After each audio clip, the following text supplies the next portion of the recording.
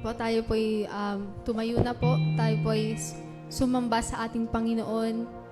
O Diyos, sa kapangyarihan mo, Panginoon, sa inyo pong biyaya, ang church mo, Panginoon, ay nanunumbalik sa inyo, O Diyos. Hallelujah.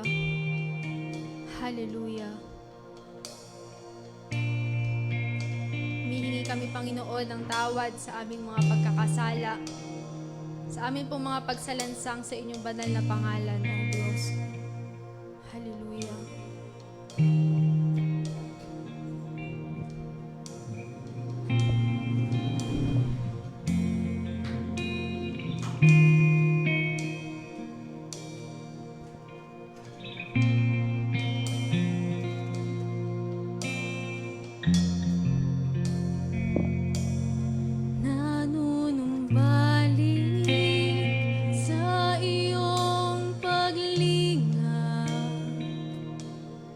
Dinadalangin ang iyong pagtanggap,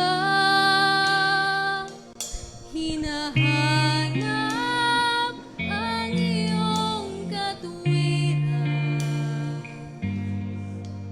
niyayakap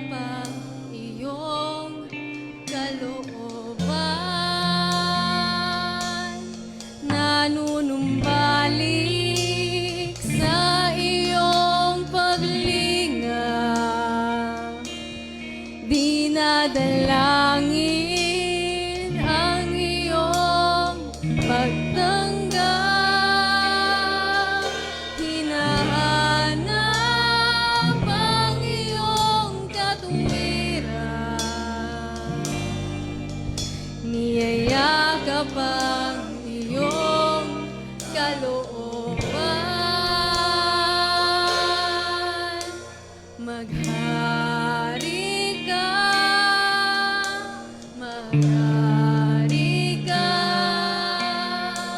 Panginoong Jesus, maghari ka. Sa buhay ko, sa puso ko, Panginoong Jesus, maghari ka.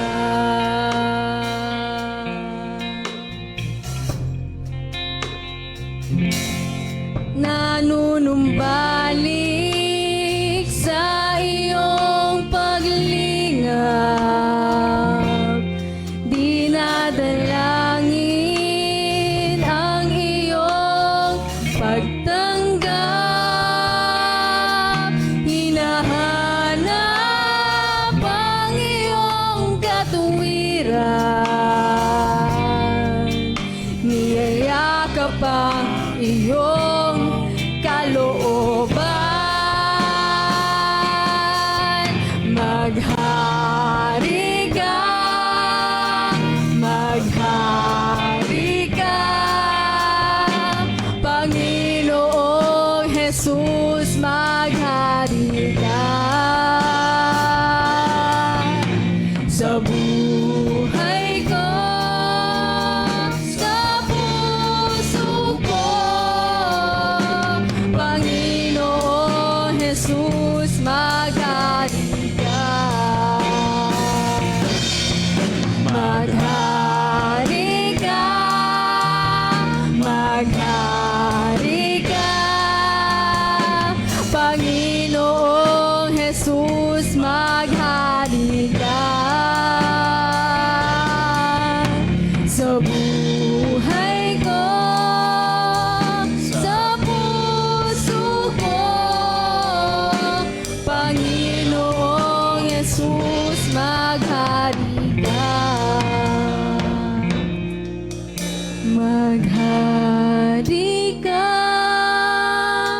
maghari ka,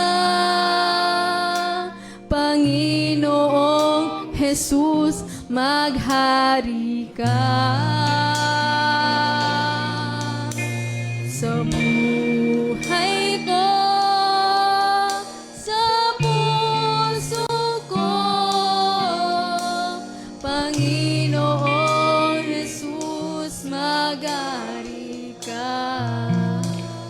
katapusan pa. Maghari ka, maghari ka, Panginoong Jesus, maghari ka. Sa buhay ko, sa puso ko, Panginoong Jesus, maghari ka.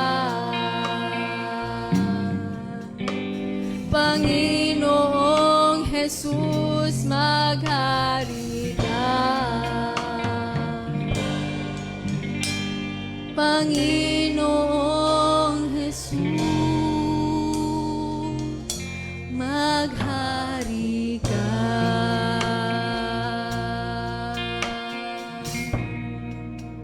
Hallelujah.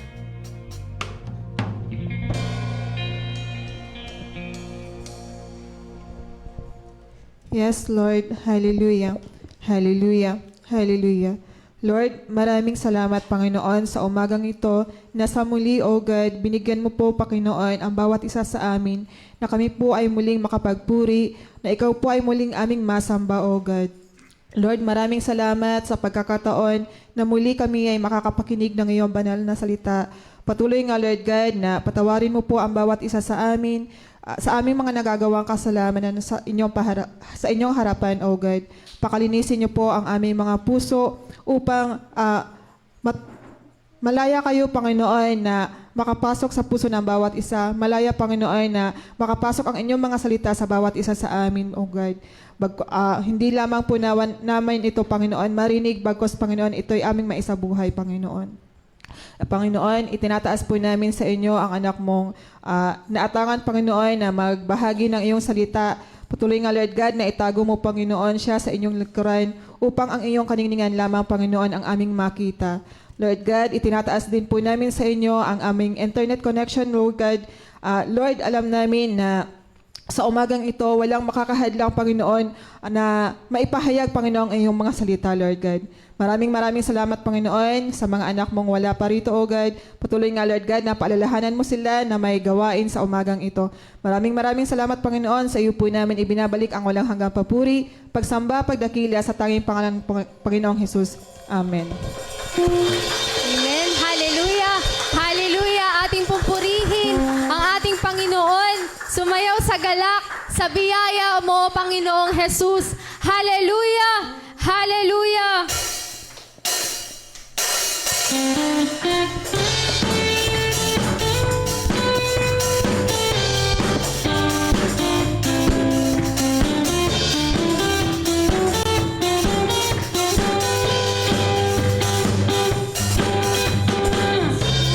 Ikaw ay mabuti sa lahat ng panahon, di ka nagpapago. Tapat kang ng tunay, kaya ngayon ang puso ko'y nagpupuri. Nagpapasalamat sa iyong kabutihan, sa iyong kahabagan. Sa biyaya mo lamang ako nabubuhay. Sa biyaya mo lamang ako nakakapagpuri. Sa biyaya mo lamang ako kumakapit. Ang lahat nito'y biyaya mo sa amin.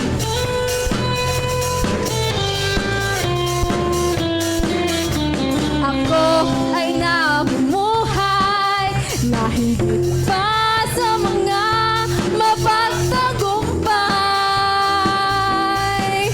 Dahil sa'yo, Jesus, kaya naman ang puso ko'y nagpupuri. Nagpapasalamat sa iyong kabutihan, sa iyong kahabagan. Sa biyaya mo lamang ako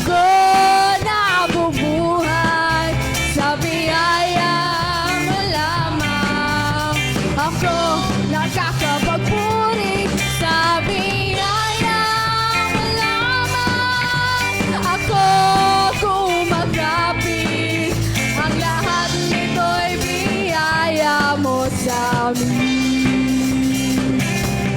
Sa biyaya mo lamang ako nabubuhay. Sa biyaya mo lamang ako nakakapagpuri. Sa biyaya mo lamang ako kumakapit. Ang lahat nito'y biyaya mo sa amin.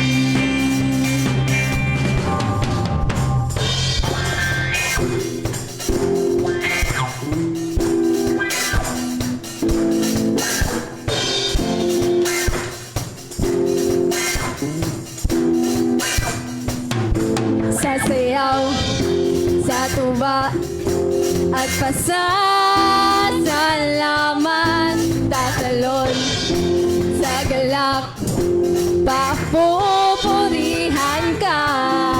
Sasayaw sa tuwa at pasasalamat, tatalon sa galak, papupurihan ka.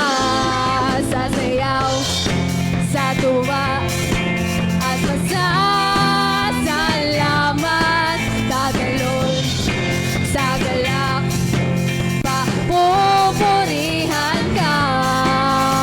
Papupurihan ka.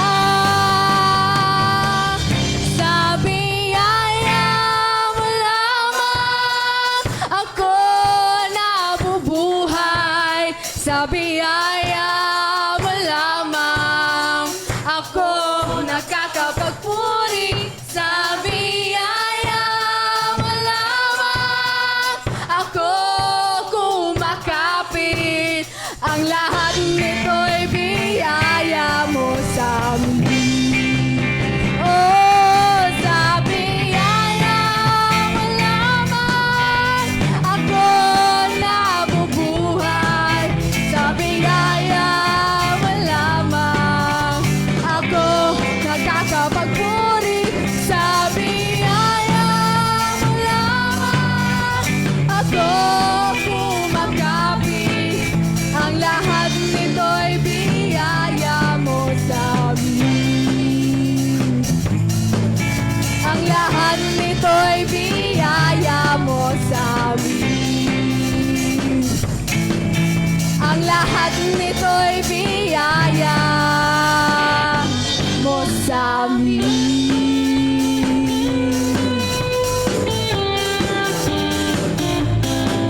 Hallelujah! Salamat, Panginoon!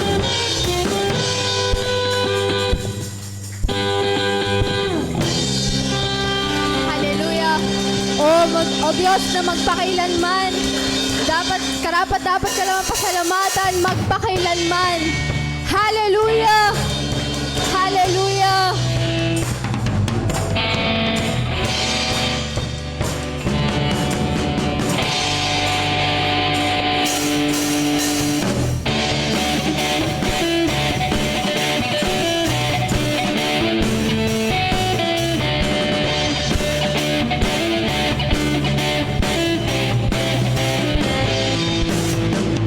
Pagpurit, pagsamba, tanging sa'yo lamang. Diyos na makapangyarihan, magpakailanman.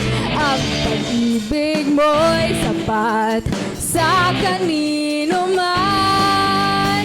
Pagkat di ka nagbabago, magpakailanman. Ika'y aking sasambahin, ngalan mo'y sasambitin.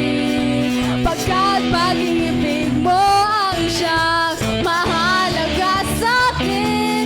Sa gitna ng kalungkutan, ika'y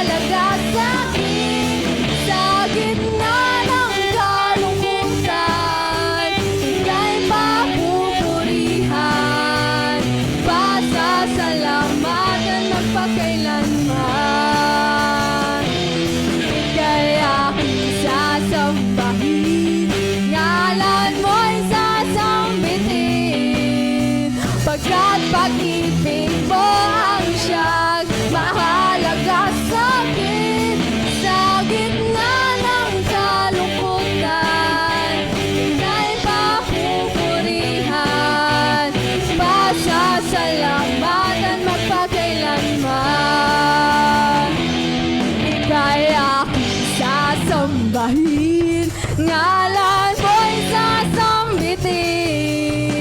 Pagkat pag-ibig mo ang siyang mahalaga sa'kin, sa gitna ng kalungkutan, ika'y papupurihan, pasasalamatan magpakailanman. Ika'y aking sasambahin, ngalan mo'y sasambitin.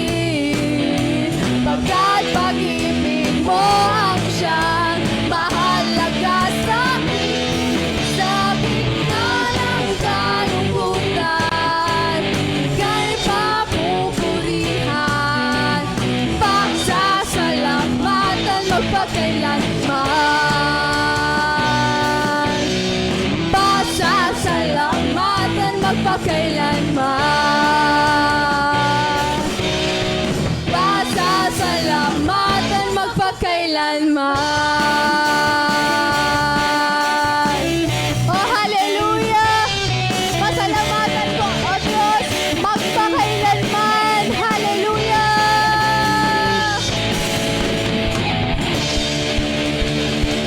Hallelujah! O Diyos, tingin po ninyo ang aming papurit pagsamba na alay sa inyo. Hallelujah! Hallelujah!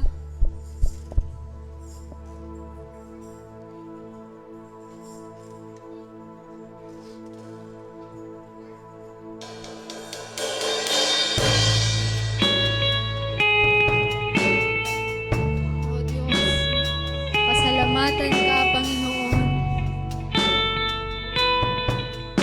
Sa lahat, Panginoon, inyong biyaya sa bawat isa sa amin. Hallelujah!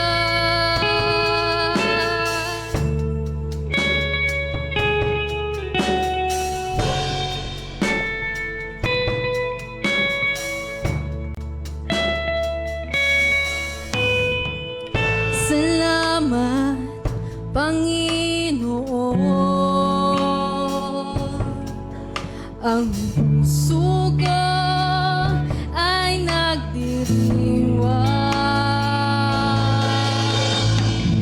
Dinggin mo ang himig ng awit ng pagsamba. Alay sa'yo, alay sa'yo. Ako'y magpupuri sa banal mong tahanan.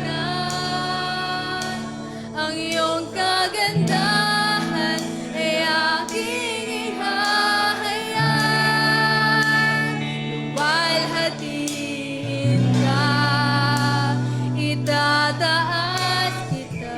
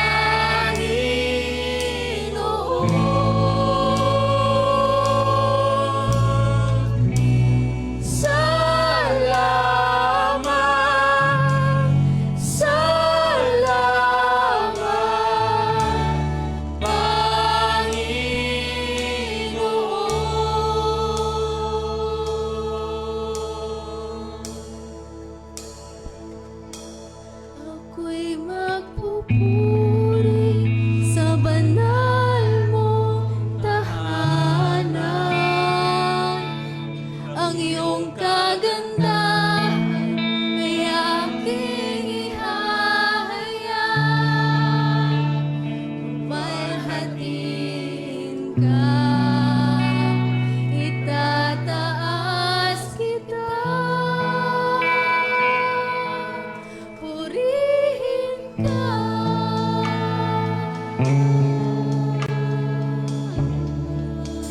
O Diyos, sa Diyos na karapat-dapat sa lahat ng pasasalamat, Panginoon, ang buhay po namin ito ay maging anyo ng pasasalamat at ng pagsamba sa inyo. O Diyos, purihin ka, Panginoong Jesus, purihin ka.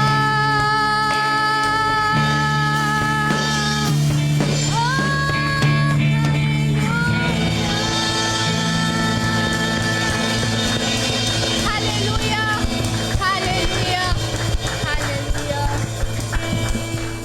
Amen. Ang bawat isa po ay magbatian sa presensya po ng ating Panginoon.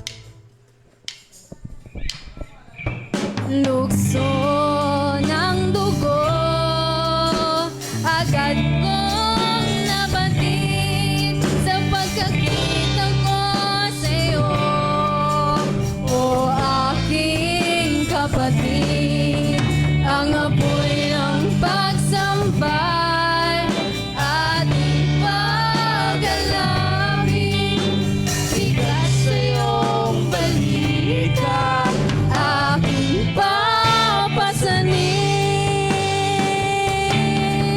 aking kamay ay iyong abutin. Handog ko'y pag-ibig mula sa Diyos natin. Ika'y hindi iba kung si Jesus na sa'yo na. Tayo'y mabuklod ng matibay na kapatiran. Tayo'y mabuklod ng matibay na kapatiran.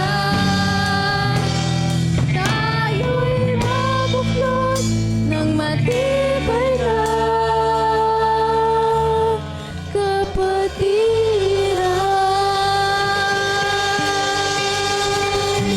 Hallelujah.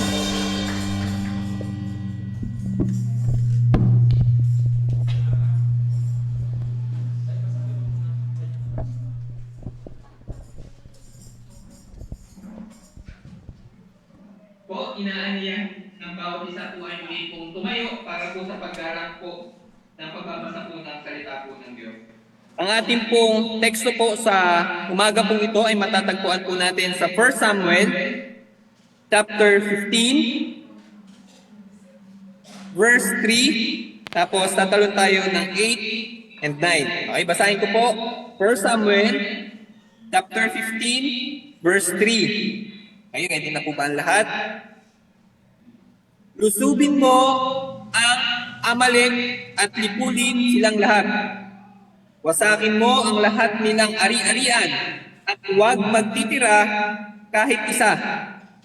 Patayin mo silang lahat, babae at lalaki, mula sa pinakamatanda hanggang sa sanggol.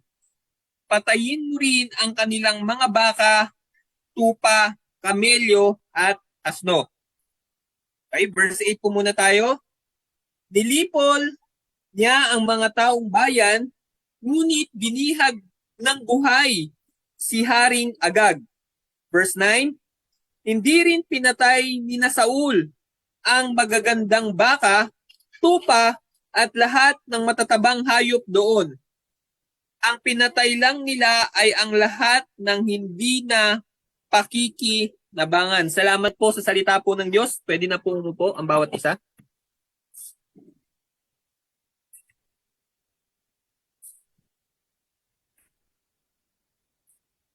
Ayan, so, malinaw po yung boss number dyan sa online. Kasi dito po sa amin sa face-to-face, sure po na narinig po ako. So, ayan, so sa inyo po, magandang umaga po sa inyo, mga kapatid po dito sa online, at kayo din po sa mga kasama dito sa atin pong face-to-face. Kamusta po kayo, mga kapatid? Kamusta po kayo, mga nanay, ate? Yan, kamusta po kayo? Yan, oh. Isang ngiti nga po yan, isang ngiti. Yan, ang gaganda mga ngiti. Ayan, so magandang umaga po sa inyo. At sa mga di pa po nakakilala sa akin, ako po si Hana. or si Ate Hana or Sister Hana na ako po yung gagamitin ng Panginoon upang maghayag po ng kanyang mga salita. At ayan po yung ating pong teksto, pag-aaralan ay binasa po natin kanina na matagpuan nga po sa unang Samuel, chapter 15, verse 3, at tatalong po tayo ng 8 hanggang 9. So ito po ang kwento na ito, kung ating pong papansinin, kasi baka mapaisip tayo, bakit may pagluso? Bakit may pagsalakay? Bakit ganun? Ba't ganun inutos ni Yahweh? Pero bago ko po yan patuloy na ituro po sa inyo, may tanong po muna ako sa inyo. Sino po dito may mga anak o kaya kapatid? Halimbawa kayo po yung panganay. Yan, sino po yung mga panganay dito? May panganay po ba dito? Or mga magulang na, nanay na, ganyan. Yan, sinay saling, yan. Sino yung mga kapatid na mas bata sa halimbawa, may mga pamangkin, o kaya basta mas bata sa kanya. Lahat naman po siguro tayo, no? Ayan. So kapag tayo po nag-utos sa kanila, halimbawa po, si Nanay Saling, nag-utos po siya sa isa sa mga anak niya o mga apo niya. Tapos, hindi sinunod. Matuwa kaya si Nanay Saling nun? Ano kaya magiging reaction ni Nanay Saling kapag hindi sumunod yung apo niya o kaya anak niya sa inutos? Yan, di ba po? Halimbawa ganito. Halimbawa po, ano po pangalan niyo, Sister Ate? Berlin po. Halimbawa po si Ate Berlin, inutusan ako na, Hana, Merly, sabi po, Merly. So, halimbawa po sabihan ako ni Ate Merly na, Hana, maglaba ka nga doon, ganyan. Pero ang ginawa ko po, sinabunan ko lang, kinusot ko, pero hindi ko pinanlawan. Matuwa kaya sa Ate Merly sa akin nun? Masabi ba, sumunod ako kay Ate Merly nun o hindi? O, hindi pa din. Kasi, sinabunan ko lang, kinusot ko, pero hindi ko binanlawan. Kumbaga, hindi ko tinapos. So, kumbaga, hindi ako sumunod at kalahating pagsunod ay hindi pa din siya pagsunod. Tama po ba? Yun. At wala po matutuwa kapag yung isang tao ay hindi sinunod yung utos. Tama po? Ayun. So, bakit ko nga ba nasasabi po sa inyo yan? Bakit ko po natanong? Kasi po dito po sa ating pag-aaralan, ating pong teksto, ay si Yahweh din po ay nag-utos. At sa kasamang palad po, i-spoil ko na po kayo, itong si Saul o itong hari na ito ay hindi sinunod ang utos. So, paano ba? Sa paano paraan? Paano ba? Hindi niya ba totally sinunod? O sinunod niya pero kalahati? Masabi bang pagsunod yun o hindi?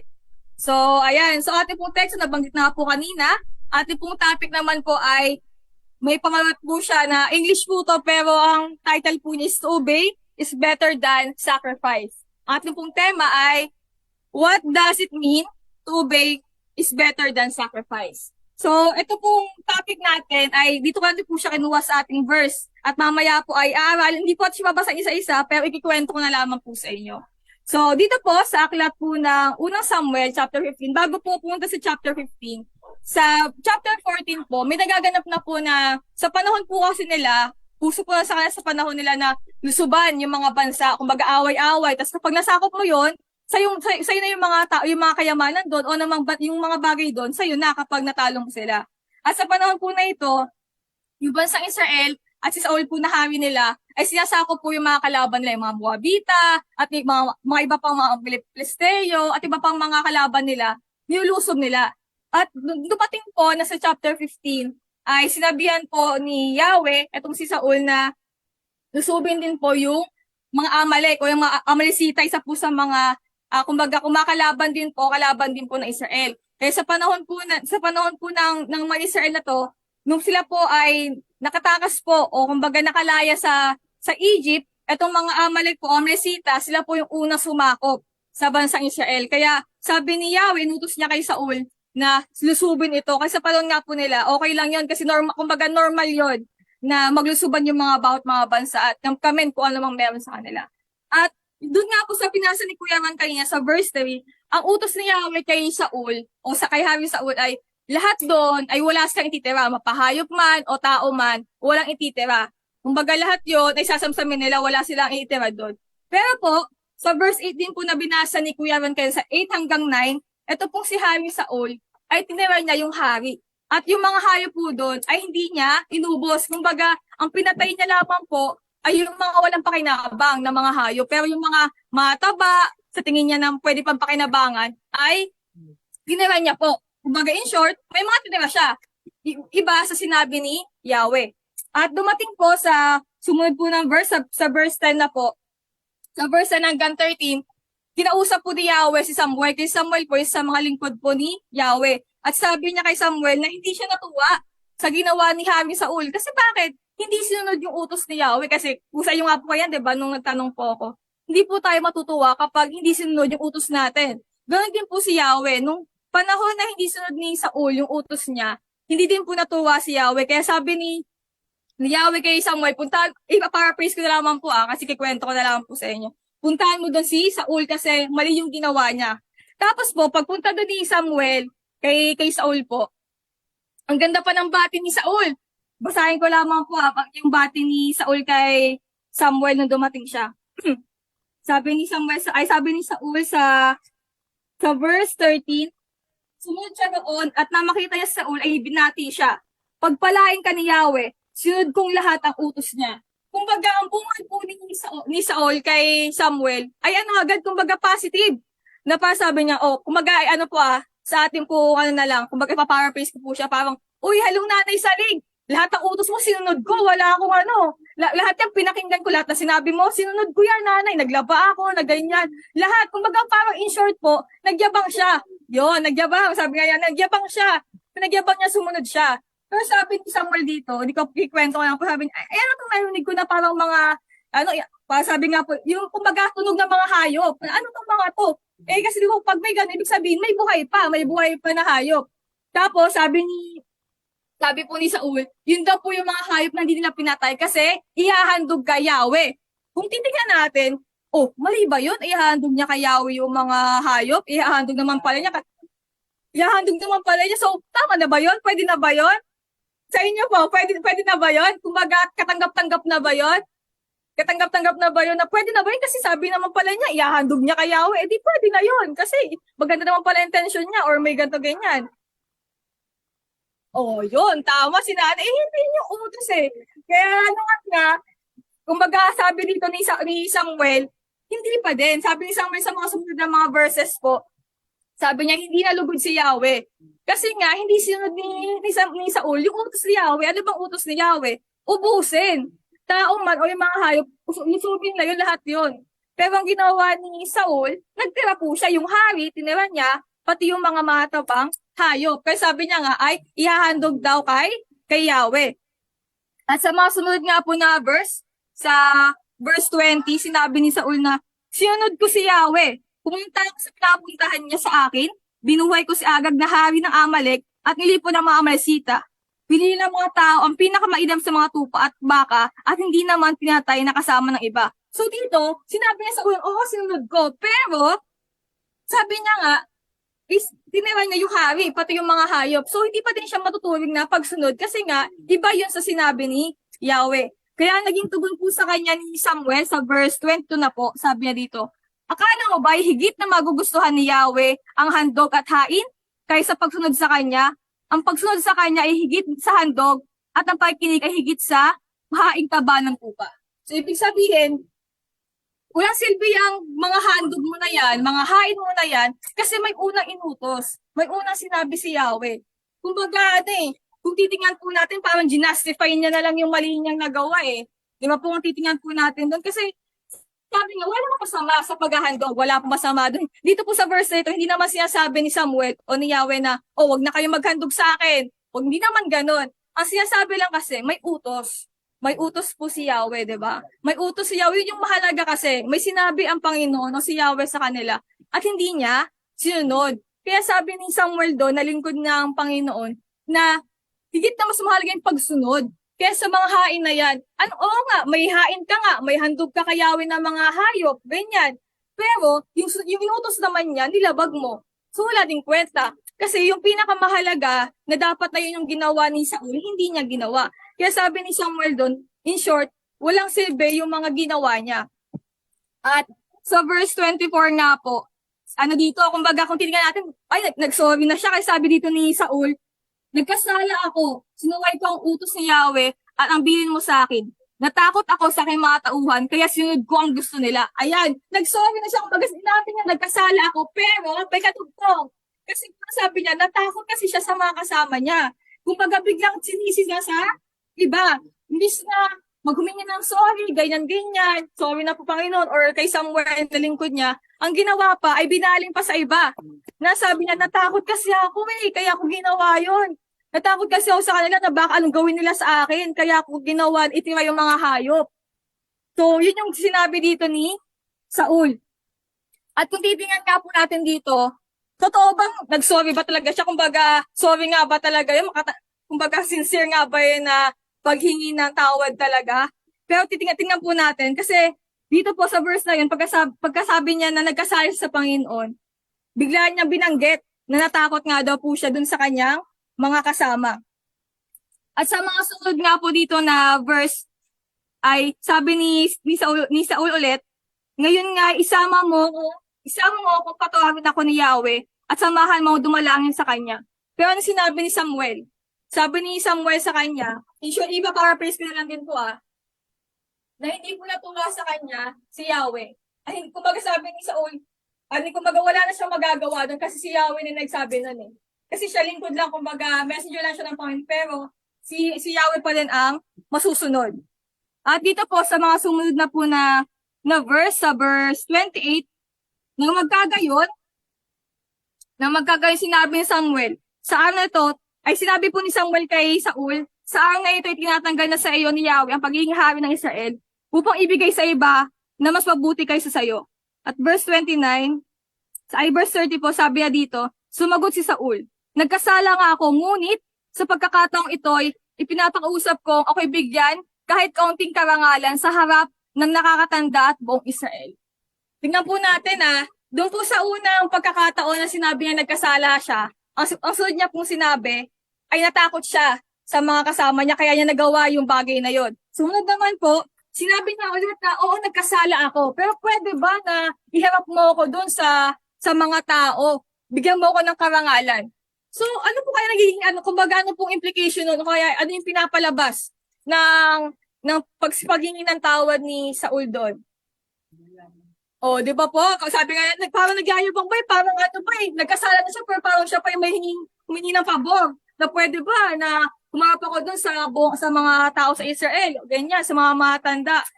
At sabi ko nga po, tayo nandun, kumbaga sa ating pong pagbabasa sa pag-aaral po sa tanong po, ano yung magiging dating sa atin, kung sa atin sinabi yung bagay na yon? So, di ba, masabi na, pasigat ba? Ganyan, talaga po, kumbaga kung sa'yo po sabi na, Nay, sorry pero kasi, si Kuya Ron kasi may kasalanan, kaya ako, di sumunod sa'yo eh. Di ba? O kaya naman, Nay, sorry pero pwede ba na, next time, bigyan mo ako next time, bigyan mo ako isa pang chance. Parang gano'n, di ba? Parang sorry ka ba talaga? Parang gano'n po yung nagiging dating, di ba? So, ayun po yung naging kwento nitong kay Saul, na sabi nga po, sinabi niya nagkasala siya, pero gusto niya pa na humarap muna doon sa mga tao nga po, sa mga Israelita, kasi sabi niya, bigyan siya ng onting karangalan. Kumbaga siguro, bago siya tanggal na bilang hari, gusto niya muna na makausap muna. Gusto niya muna makausap muna yung mga tao doon sa Israel, gusto niya humarap muna sa kanila. At sabi nga po doon, pinagbigyan naman po siya. Kumbaga pinagbigyan siya pinagbigyan siya ni Samuel, pero hindi na po siya naging hari pa, kasi tinanggal na po sa kanya yon ni Yahweh. Kasi yung dahil nga po sa ginawa niya din na pagsuway din. Pero tatanda po natin, dito po kasi, baka sabihin ng iba, alam na pala ni Yahweh na ganyan mangyayari, ba't hinayaan niya pa? Di ba, sabi nga, all-knowing siya. Bakit nangyari yung bagay na yan? Hinayaan niya pa na ganyan yung mangyari. Di ba, maaaring sabihin natin yon. So, ito pong bagay na yun, alam na po talaga ng Panginoon na ito yung mangyayari kay Saul, na ito talaga yung gagawin niya. Pero dito po kasi, ina-expose na po, kumbaga ginagawa yung bagay na to, hindi para i-test ng Panginoon, kasi alam niya na yun alam niya na talaga na galang puso Pero ginagawa niya, para ipakita din kay Saul, sa mismo. Kaya sa sarili niya, na i-expose niya ilantad ng, kumbaga makita niya din kung sino ba talaga siya, yung puso niya ba talaga ay nakasurrender sa Panginoon o hindi. Sa Diyos ba talaga siya naglilingkod o hindi. Kasi kung titingnan po natin, kung talagang si Saul ay talagang may repentant heart o kumbaga yung puso niya ay nakasurrender sa Panginoon, kapag nagkasala siya, anong dapat na maging reaction niya? Dapat tanggapin niya yun, di ba? Kumbaga, natanggapin niya yung sisi pa sa iba. Kundi buong puso siya nahihingi ng tawad sa Panginoon. Pero dun sa nangyari po dito sa kwento na ito, ang ginawa ni Saul ay sinisi niya pa sa iba at Yung sa dulo nga po, gusto niya pa na humingi pa ng karangalan ng mga pa doon sa iba pa sa mga tao imbis na pag-isihan niya yung kanya nagawa. So, dito po, ano po yung bagay na pwede nating matutunan sa naging storya po ng kay Samuel, sa kanyang kay Saul, sa kanyang pagsuway sa Panginoon? Ano naman yung bagay na pwedeng matutunan? Kasi sa panahon nila to eh. Ito yung sa panahon nila. Ano naman yung pwedeng matutunan sa naging kwento na ito ni Saul? So, sa atin din po, may utos din po sa atin ng Panginoon.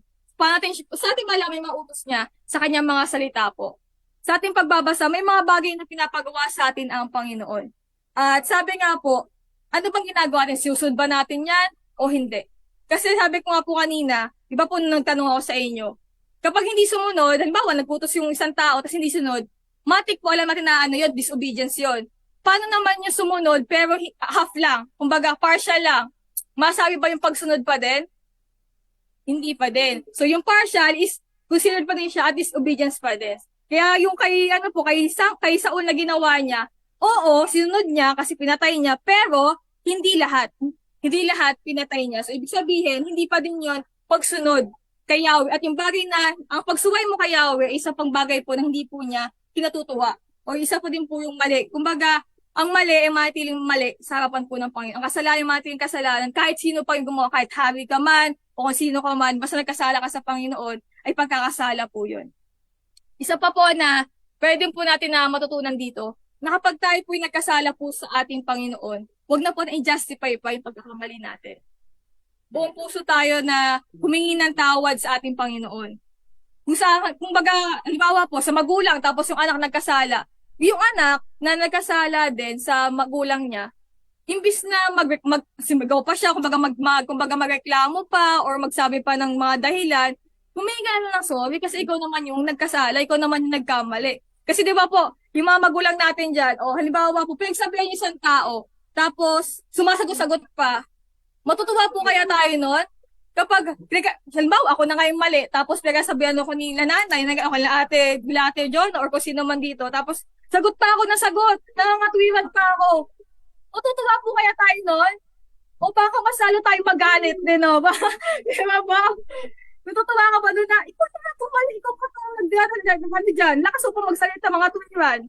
Di ba po? So kung tayong tao, hindi po natutuwa sa ganong gagawin sa atin, how much more pa po yung ating Diyos? Na siya po is napakamapangyarihan sa lahat. Diyos nga po so ibig sabihin, mas mapangyarihan sa ating lahat. So kapag nag-utos siya, tapos tayo mga tao hindi sumunod, sobrang disappointment po. Kumbaga hindi po matutuwa ang ating Panginoon doon sa nating pagsunod sa kanyang mga utos. Kaya, siya sabi ng iba, grabe naman ang si Yahweh, grabe naman ang Diyos magalit. Pero kung titingnan natin, wala ba siyang karapatang magalit? Tayo naman yung nagkasala, tayo naman yung nagkamali. Kasi yung iba po, sinasabi na, grabe naman yung ginawa ni Yahweh kay Saul, tinanggal agad sa pagiging hari, kaya dapat bigyan ko na isang chance. Pero kung titingnan po natin, hindi ba tama na nagalit ang Panginoon, hindi siya natuwa doon? Pero sabi nga, pag sumuway eh. So sabi ko nga po kanina, kapag tayo sumuway sa Panginoon, hindi niya yun magugustuhan. At sabi nga po dito, doon sa sinabi na sa verse 22 na, higit na mas mahalaga ang pagsunod kaysa hain o handog. Ano po ibig sabihin nun sa atin? Na kahit na sabihin natin na magbibigay ka sa Panginoon, mag-attend ka sa church, magbabasa ka o ano pa man na magbibigay ka sa church na offering or something, pero yung puso naman natin ay walang hindi naman siya, kumbaga walang pagsuko sa Panginoon, hindi sincere sa atin yung ginagawa natin, maging useless lang din po yung mga bagay na yan. Opo, kumbaga kung wala sa puso natin si Kristo, kumbaga wala tayong repentant heart, wala pong kwenta yung mga bagay po na ginagawa natin. Napapagod lang po tayo, nagpapagalan tayo, pero wala naman palang silbi yung ginagawa natin kasi hindi naman pala yun ayon sa kalooban ng Panginoon. So paano po kumbaga sabihin ng iba, paano malaman yung kalooban ng Panginoon? Magbasa po tayo sa salita ng ating Diyos. Kasi nandito na yung instruction niya. Kung sa panahon nila Samuel, nila Saul, ay sa pamagitan ng mga propeta, gasetang si Yahweh, sa panahon po natin ngayon, sa kanyang mga salita na. Basahin lang po natin. Nandiyan na yung utos niya, mga promises niya, lahat na nandiyan na. Lantad na po sa atin. At sabi nga, ang gagawin lang po rin sumunod sa kalooban ng Panginoon. At kung tayo hindi sa kalooban ng Panginoon, kung gaano siya nagalit o hindi natuwa sa ginawa ni Saul sa panahon nila, gawin din po sa atin. ang Diyos na makapangyarihan, banal sa panahon nila, ay yun pa din po ang Diyos ngayon at magpakailanman. Kaya nawa po tayo na sinasabi natin Kristiyano tayo o sumusunod tayo sa kalooban ng Panginoon, nakilala natin siya, nawa po, sinusunod po natin yung kanyang mga kalooban. Nawa din po ay namumuhay tayo ng ayon sa kanyang kalooban. Na pag may inutos sa atin ng Panginoon, nawa po buong puso natin sundin yun. Kasi alam natin na pag nag-utos naman ang Diyos, alam naman niya yung kakayahan natin. Alam niya na magagawa din natin yun. Kaya sa pagsunod natin sa Kanya, sasamahan din tayo natin Panginoon. Kaya, yun po isa sa mga bagay na nawa din ay, huwag din tayo matulad pa sa nangyari po dito na, sabi ko nga po kanina, kapag nagkasala, justify pa yung mali. O kumbaga ano pa yung gumagawa po sa isang bagay para lang pagtakpan yung mali niya ginagawa. Nawa po sa lahat ng ginagawa natin ay maging buong puso ating gawin sa Panginoon yun. Na hindi lang para lang dahil may hidden agenda tayo, o may iba tayo dahil kung bakit ginagawa, kundi nawa po, ginagawa natin yung pagsamba sa Panginoon, pag-attend sa gawain niya, tulad ng mga ganito, pagbabasa na kanyang mga salita, hindi po dahil para lang magpasikat sa iba, hindi lang para masabi na, banal ako, para lang sa Kristiyano ako, kaya ako ginagawa to. Hindi po, nawa po, ang maging motivation natin, ang maging laman ng puso natin kung bakit natin ginagawa yung mga bagay nito, ay dahil gusto natin sumunod sa kalooban ng Panginoon. Tunay nga po na hindi naman mababago din ng sarili natin puso natin. Hindi natin kayang sumunod sa Panginoon kung hindi rin po dahil po sa kalooban ng Panginoon. Kaya, nawa po, tayo din po ay lumapit sa Panginoon, nakahabagan niya tayo na maunawaan ang kanyang mga salita at makasunod po sa kanyang kalooban. Kasi sabi nga po, may mga bagay na akala natin okay, akala natin tama, pero hindi na pala. Kasi, example ko nga po, yung kay Saul, sa paningin niya okay, sa paningin niya sumunod siya sa kay Yahweh. Pero sa paningin ng Panginoon o ni Yahweh ay pagsuway na yung ginawa niya. So, ganoon din po sa atin. Hindi lahat ng inaakala natin tama o okay ay okay din sa Panginoon. Hindi po lahat ng mabuti, hindi po lahat ng mabuti ay kalooban ng Diyos, pero ang kalooban po ng Diyos ay mabuti. At sabi ko nga po, pati malaman na mabuti o kalooban ng Diyos yun, magbasa po tayo ng kanyang mga salita. Kasi wala naman po wala nang lihim pa, kundi lahat naman po ay ilantad ng Panginoon na dito na po sa kanyang mga salita, babasahin na lamang po natin. Kaya yun po ang ating, isa sa mga dapat ating tandaan lagi, na malaman natin yung kanyang utos, malaman kung paano tayo mamumuhay na ayon sa kanyang kalooban kung tayo po ay magbabasa. Kasi kung di naman po tayo magbabasa ng kanyang mga salita, di tayo manalangin o di tayo hingi ng kahabagan sa ating Panginoon, hindi rin po tayo makakasunod sa kanya, hindi rin po tayo makakapamuhay na naayon sa kanyang kalooban. Hindi madali na mamuhay na naayon sa kalooban ng Panginoon o maging Kristiyano kasi marami tayong pagdadaanan. Pero sabi ko nga po, hindi po tayo nag-iisa sa journey point na ito. E sa pagsunod natin, kahit na ang Diyos po ang nagbigay ng utos, pero sasamahan niya pa din po tayo. Tutulungan niya pa rin po tayo kung paano tayo makakasunod sa kanyang kalooban. Kaya, ayun po ang ating salita ngayon na nawa po ay hindi lang po hanggang ngayon natin to mabatid, kundi nawa po hanggang sa ating pag-uwi, basahin pa din po natin, unawain natin, at nawa natin mapagbulay-bulay natin. Ano bang gusto sabihin ng Panginoon? Na nawa po sa ating mga buhay ay makita sa atin yung puso na handang sumunod sa ating Panginoon. At puso na handang mag-alay o sumunod sa kanyang kalooban, sa anumang pinag-utos ng Panginoon, sa anumang pagkakataon. Nawa din po ay mas matakot tayo sa galit ng kaysa sa galit ng ibang tao. Kasi po dito po kay Saul na nangyari nga po, sinabi niya na nagawa niya kasi natakot siya. So, parang lumalabas po doon na mas natakot pa siya sa sasabihin ng tao kaya sasabihin ng Panginoon o ni Yahweh. Nawa po tayo na nakapag-represent tayo ng Panginoon ngayon. Nawa po, nasa mindset po natin, sa isip po natin, priority natin is mas matakot po tayo, mas magkaroon tayo ng respeto o pagkatakot sa ating Panginoon kaya sa taong nakapaligid sa atin. Hindi ko po sinasabi na huwag tayo magkaroon ng paggalang o anuman sa mga tao ng paligid sa atin. Pero sinasabi ko lamang po, kung ang usapan na ang Panginoon o yung tao, dapat po alam natin kung sino pipiliin natin. Alam po natin kung sino susundin natin. Kasi po baka naman, nakala mo, sinasabi natin na ang Diyos natin si Yahweh o ang Panginoon, pero ang Diyos na pala natin ating mga sarili o ating mga tao na kapalig na po pala sa atin.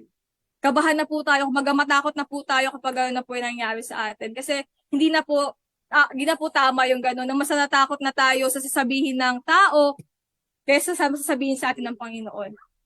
Alam ko po na maaari sa iba sa atin dito, kumbaga na itong salita na baka mabigat sa atin, pero nawa po, malaman po atin kung gusto sabihin sa atin ng Panginoon sa mga oras na ito. At nawa din po sa ating pong patuloy na pag-aaral ng kanyang mga salita, mas maunawaan po natin kung ano ba tayong kalooban ng Panginoon sa ating mga buhay. At nawa humingi na yung habag sa Diyos na sa ganun, masunod natin yung nais ang ipagawa sa bawat isa po sa atin. So, ayun lamang po ang salita ng Panginoon at magandang umaga po sa bawat isa po sa atin. Tayo po muli na dumulog sa ating Panginoon. Hallelujah, Jesus. Hallelujah, hallelujah. Panginoon, salamat po sa inyo, Panginoon. Tunay nga na ikaw ang banal at dakilang Diyos. Ikaw ang Diyos noon, ngayon at magpakailanman. Ikaw ang Diyos, Panginoon, na hindi nagbabago. Kaya po sa mga oras na ito, O Diyos, nagkakatiwala ko po sa inyo ang buhay ng mga kapatid ko po dito na mga nakasama ko po, O Diyos, sa online man po o dito po sa face-to-face sa Pangasinan. Patuloy nga po, Panginoon, na ikaw ang Diyos sa kumili sa kanilang mga buhay. Kahabagan mo po ang bawat sa amin, na sa ganon ay maksud kami sa inyong banal na kalooban. Ikaw po nawa, O Diyos, ang mag-change po na ayong mga puso, na magkaroon po kami, Panginoon, ng pure heart, Panginoon, ng repentant heart, Panginoon. At ang po namin, hindi po na ito kayang gawin kung sa aming kakayahan lamang. Kaya, O Diyos, kahabagan mo po ang bawat sa amin, nang sa ganon, O Diyos, ay maksud kami sa inyong kalooban. Mabatid po namin kung ano pong nais mo sa aming mga buhay, Panginoon. At patuloy nga po na ingatan mo ang bawat sa amin, nawa mas punoan pa namin yung mga salita, at patuloy pagpalain nga po ang mga kapatid nito, O Diyos. Salamat po sa inyo, Panginoon, sa lahat po pa salamat sa tayong pangalan mo, Panginoong Jesus. Amen.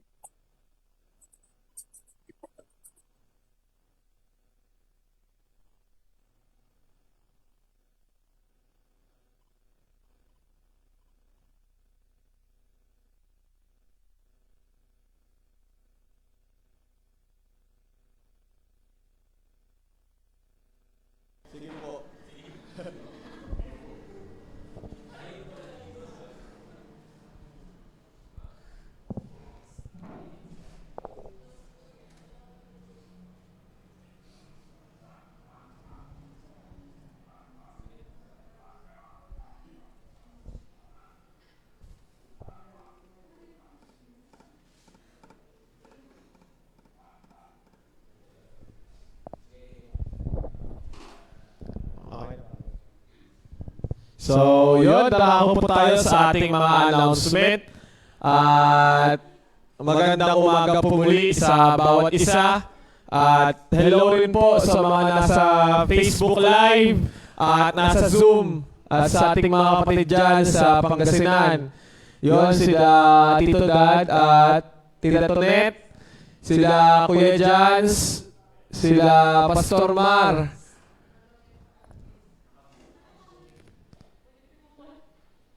Hello po, narinig na po ba? Narinig na po. Pastor, narinig na po. Okay lang. So, yun, hello po ulit.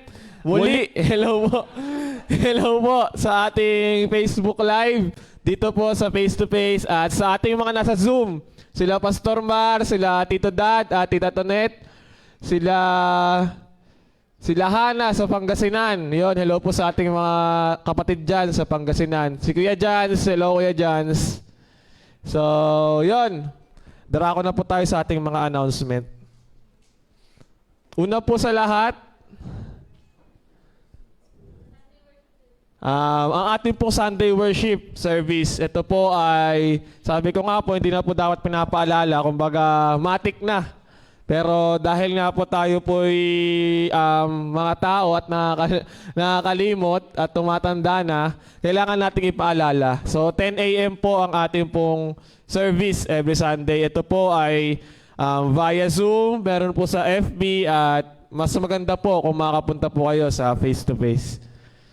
Sa darating po na Sunday, March 3, ang gagamitin po sa worship service, ang opening prayer po ay si Sister Betty Cuadro. Praise and worship po ay si Sister Maika Acevedo. Scripture reading po ay Sister Hana. Preacher po ay si Kuya Jans Acevedo. At announcement po ay si Sister Laika. Offertory prayer po ay si Ate Jonay. At closing prayer po ay si Kuya Michael Ragunton. At benediction po ay si Pastor Mar Magan. So, yun. At sa mga hindi po makakagawa ng kailang tungkulin dyan, ay pwede po kayong magsabi upang mapapalit po kung meron po kayong mga schedule. At every first, second, and fifth Sunday po, 2 p.m., ang ating pong Children's Sunday School. At meron po tayong prayer meeting every Wednesday po. Ito po ay ginaganap tuwing 8 p.m. At sa darating po na Miyerkules, si Tita Sara po ang exhorter. At Youth Fellowship naman po, Sunday, every 1 p.m. po, face-to-face and sa Zoom. Sa mga kabataan po dito na hindi po makaka-attend ng face-to-face, pwede po kayong mag-Zoom. At kung meron po kayong kaibigan na gustong umattend pero malayo, pwede nyo po silang i-invite para po makasama natin sila. At sa Zoom, pwede po. At every third Sunday naman po, ito po yung ating General Youth Fellowship. Next.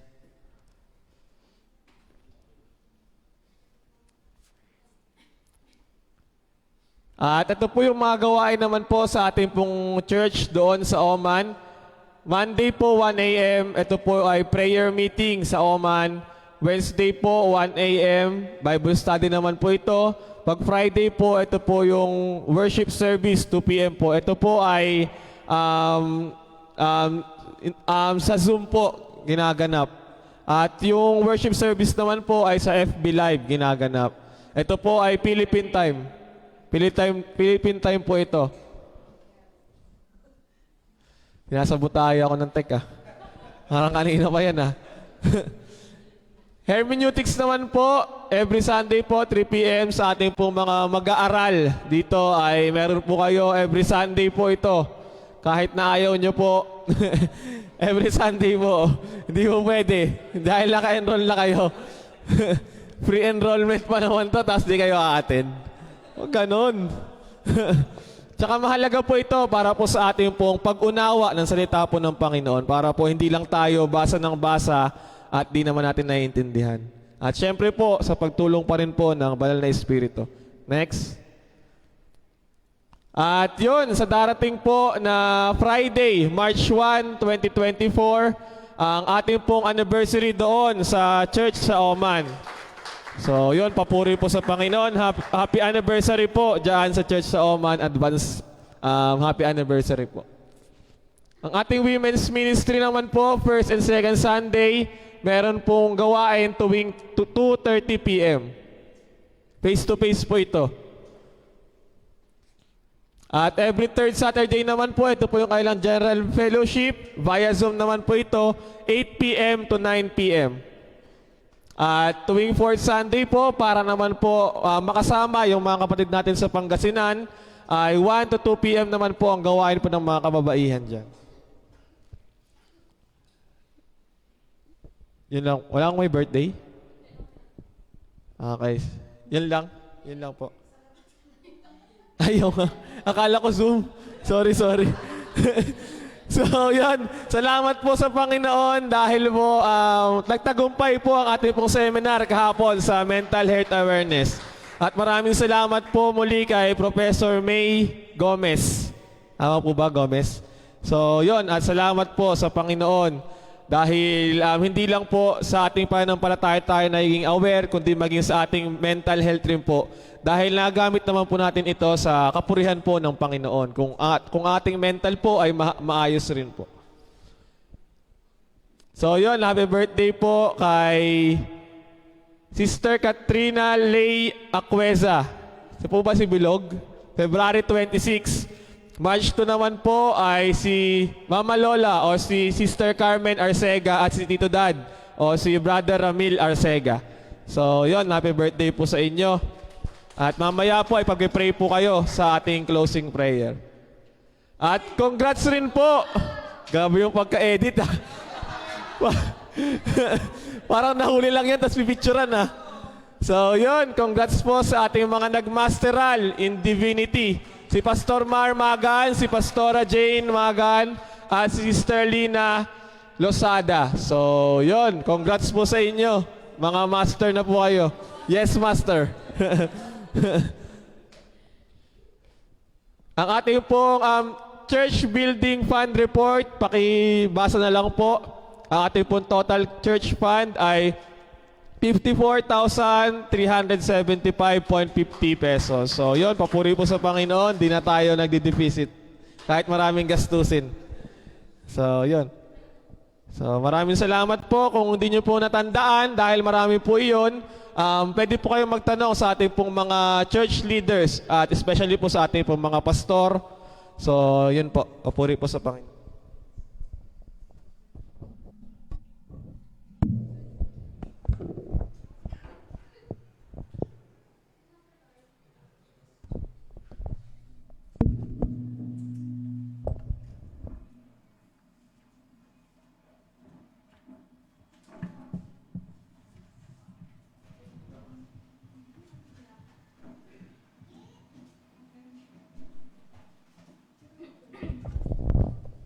Po, tayo po ay darako sa panalangin po para sa pagkakaloob at pagbibigay sa Panginoon. Hallelujah, Jesus. Hallelujah. Purihin ka, O Diyos. Dakilain ka po, parangalan ka at pasalamatan sa oras po na ito. O Diyos, kami po ay patuloy na nagpupuri at nagpapasalamat po sa inyo.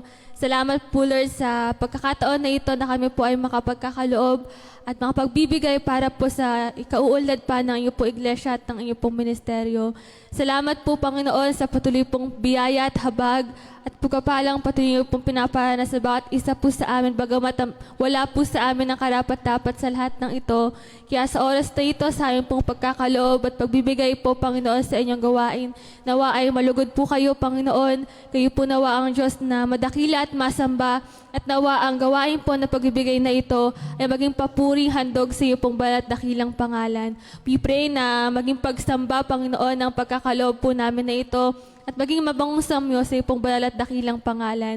Magamit lamang po ang lahat ng malilikom na ito para po sa kapurihan po ng iyo pong dakilang pangalan. O Diyos, bigyan niyo po kami ng karunungan sa pamamahala, Panginoon, ng kayamanan na ito, sa pagkaplano at pag-iingat ng yaman na ito, kayo po nawa ang Diyos na malugod at maparangalan. Salamat po, Panginoon, sa iyo po namin pinagkakatiwalang lahat ng bagay, pagpalain niyo po, nawa nang naayon po sa iyong kalooban ng lahat po na magkakaloob, at kayo po ang Diyos na mataas at maparangalan sa kailan pong mga buhay. Sa iyo po ang lahat ng papuri at pasalamat sa pangalan mo, Panginoong Jesus. Amen.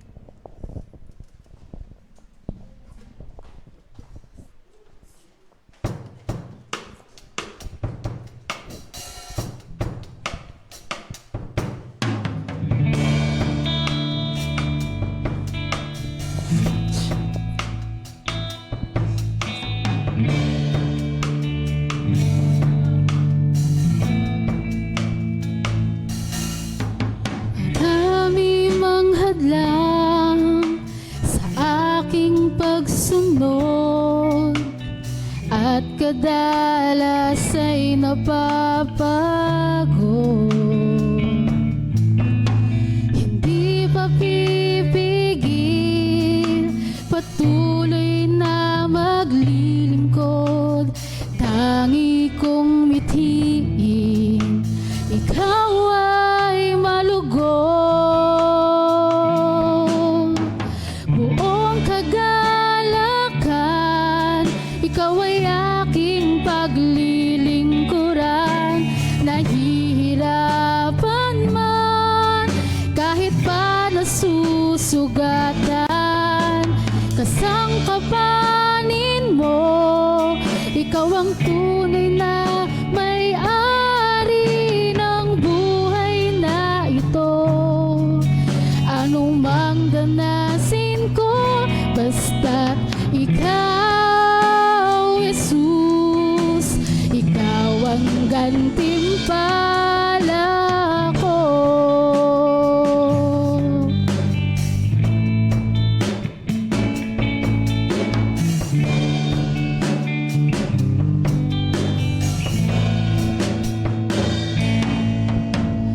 Busang ang kinin, ang buhay na laan, para lamang sa iyong kaluguran.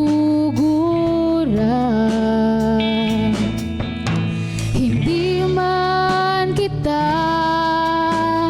kayang higitan,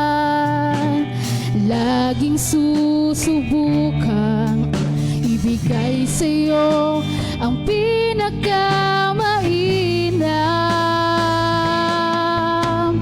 Buong kagalakan, ikaw ay aking paglilingkuran. Nahihirapan man, kahit pa nasusugatan, kasangkapanin mo, ikaw ang tunay na may-ari ng buhay na ito. Anumang danasin ko, basta't ikaw, Jesus, ikaw ang gantimpala. Buong kagalakan, ikaw ay aking paglilingkuran. Nahihirapan man, kahit pa nasusugatan, kasangkapanin mo, ikaw ang tunay na may-ari ng buhay na ito. Anumang danasin ko, basta't ikaw, Jesus, ikaw ang gantimpala ko.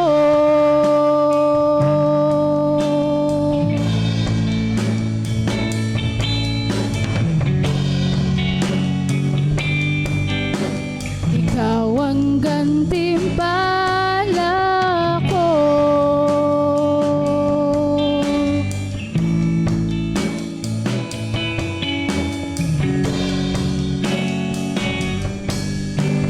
Ikaw ang gantimpala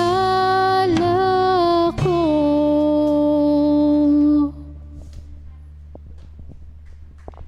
Tinatawagan po namin si Ate Jack para po sa closing prayer po.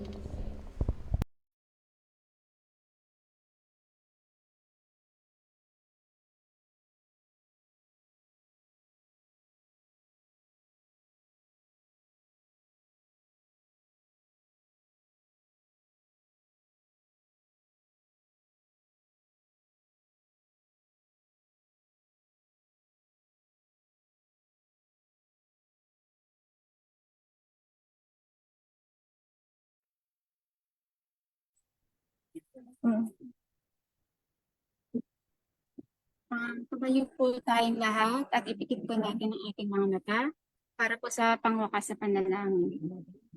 Lord God, thank you, Jesus. Thank you. Thank you, Lord, for all the blessings, sa walang humpay na pagpapala, sa mga pagsubok. At Lord God, salamat din po sa mga taong ginagamit nyo at nagsasadya pa po sila dito sa Pangasinan sa mga sacrifices mo nila para po paghatid ng salita niya sa amin dito sa Pangasinan. Lord God, pagpalain niyo po sila at pagpalain niyo po ang panambahan sa Palmera at maging dito po sa Pangasinan. God, salamat po sa banal na salita at Lord, bigyan niyo po kami ng pusong mapagpatawad. Lord God, bigyan niyo po kami ng wisdom na maintindihan lahat ng napakinggan namin ngayon. At hindi lamang po maintindihan, ma-share at maisapamuhay po namin lahat ito, Lord God. Bigyan niyo po kami ng karunungan upang makasunod po sa lahat ng inyong salita, sa inyong pinag-uutos. At nagkakasala man po kami or hindi po namin nasusunod ang inyong kalooban, Lord God, tulungan niyo po kami magkaroon ng pusong mapagpatawad. God, lahat po ng ito ay pinagdarasal namin sa inyong pangalan. At Ama, pinagdarasal po namin na ingatan niyo po ang mga taong ginagamit ninyo upang makapag-share ng mabuting balita ng inyong salita. Alam po namin, Ama, na kayo po ang nakakaalam at kayo lamang po ang may karapatan at tanging plano niyo lamang po, Ama, ang masunod sa aming pamumuhay. We pray all of this in Jesus' name. Amen.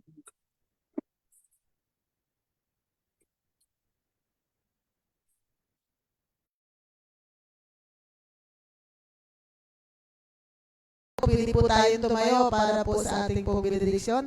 Ating pong itaas ang ating pong mga kamay habang inaawit po ang benediction song. Now unto Him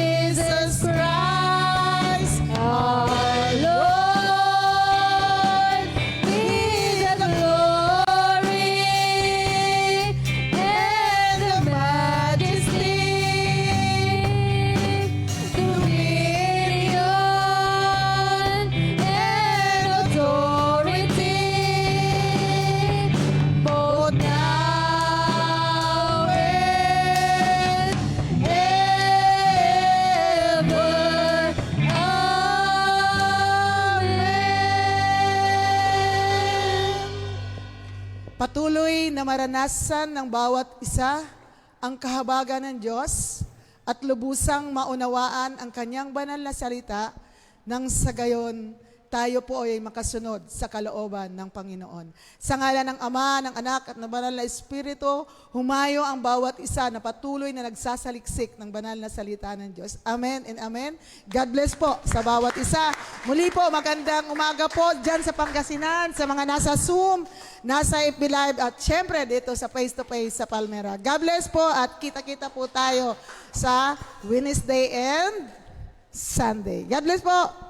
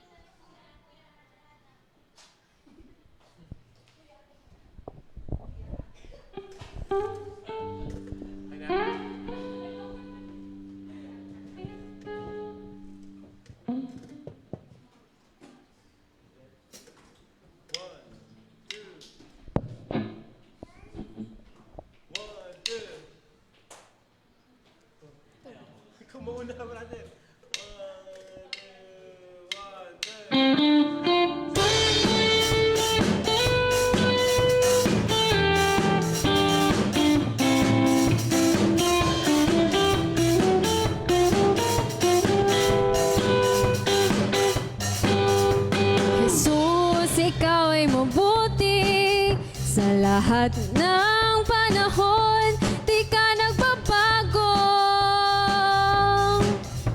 Tapat kang ang tunay. Kaya ngayon ang puso ko'y nagpupuri.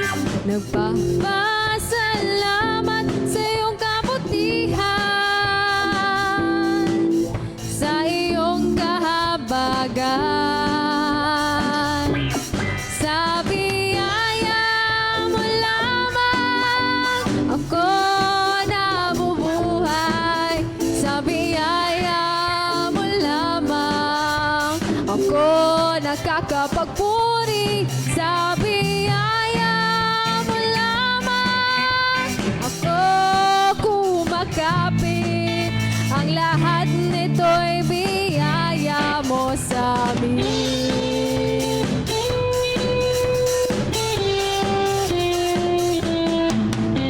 Ako ay namumuhay na higit pa sa mga mapagtagumpay. Dahil sa'yo, Jesus, kaya naman ang puso ko'y nagpupuri.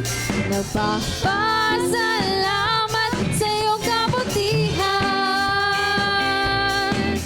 sa iyong kahabagan. Sa biyaya mo lamang ako nabubuhay. Sa biyaya mo lamang ako nakakapagpuri.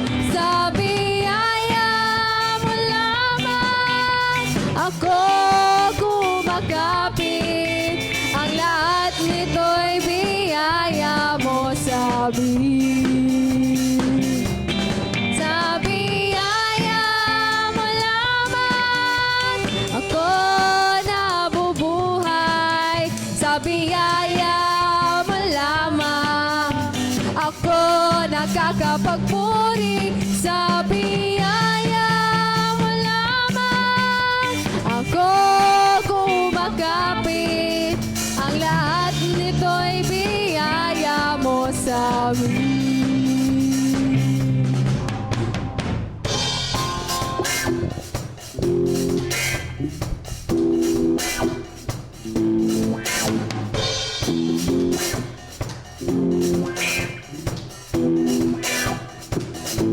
Sasayaw sa tuwa at pasasalamat, tatalon sa galak, papupurihan ka.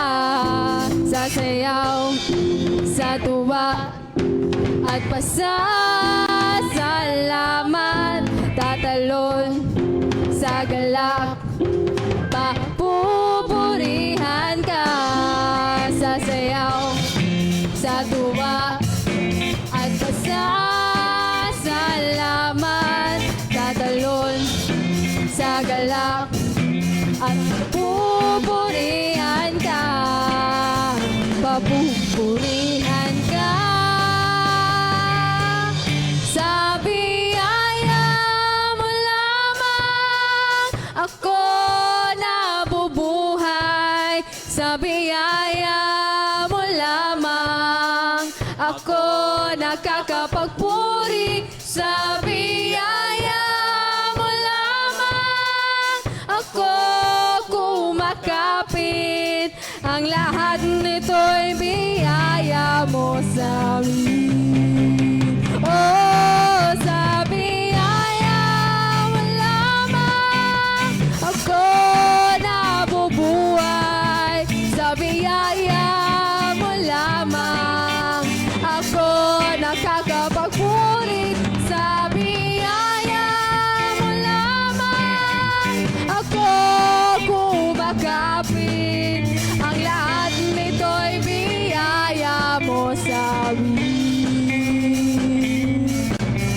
Ang lahat nito'y biyaya mo sa amin. Ang lahat nito'y biyaya mo sa amin.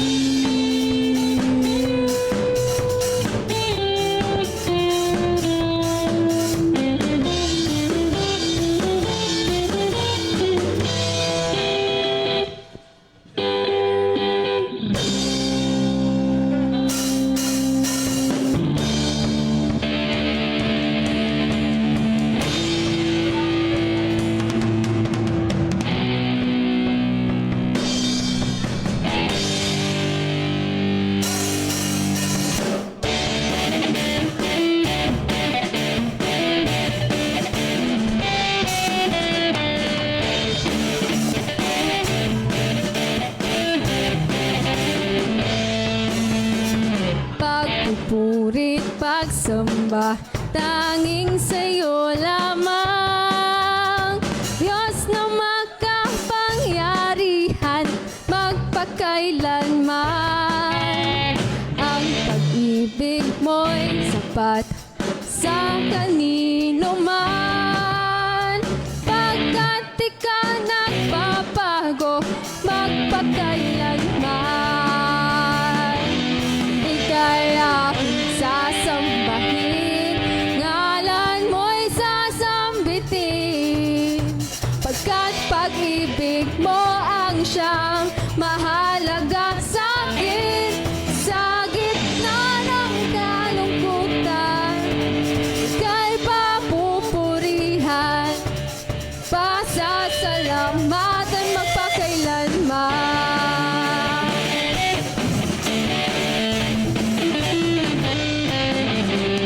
Pagpupurit, pagsamba, tanging sa'yo lamang. Diyos na makapangyarihan, magpakailanman.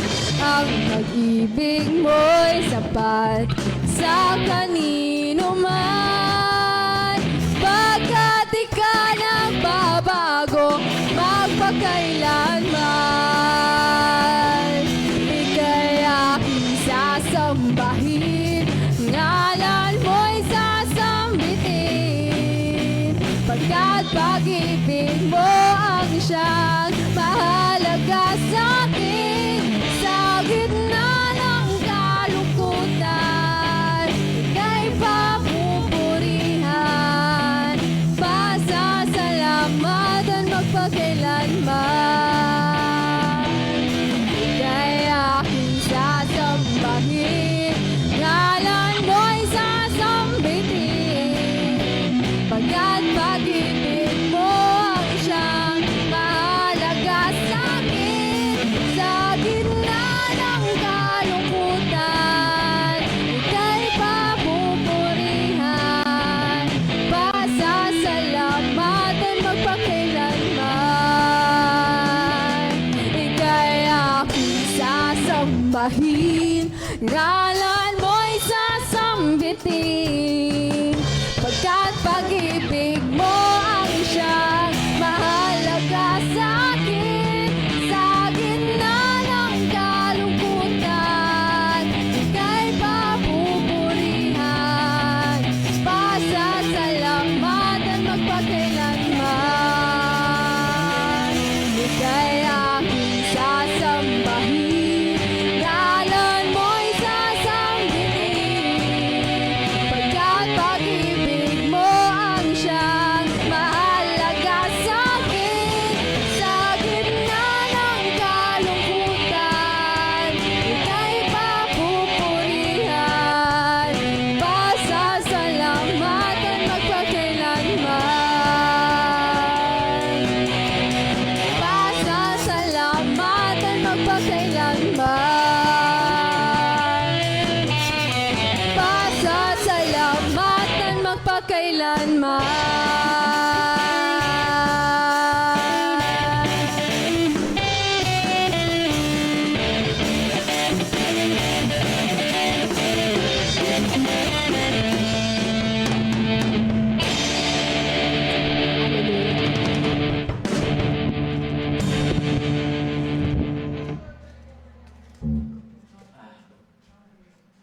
Yung sa dulong part, like, yung beat sa may